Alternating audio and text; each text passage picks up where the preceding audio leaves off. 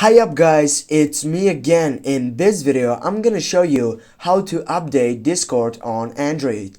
First guys, what you need to do, just simply get up from your Discord account and then you need to go for your Play Store, and here on the search box you need to type for Discord.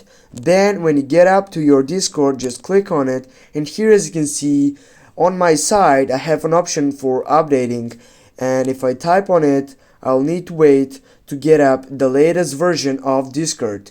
In case if you have the latest version of Discord, you're not gonna be able for updating again, and here on your right side you'll be having an option for open, not for update.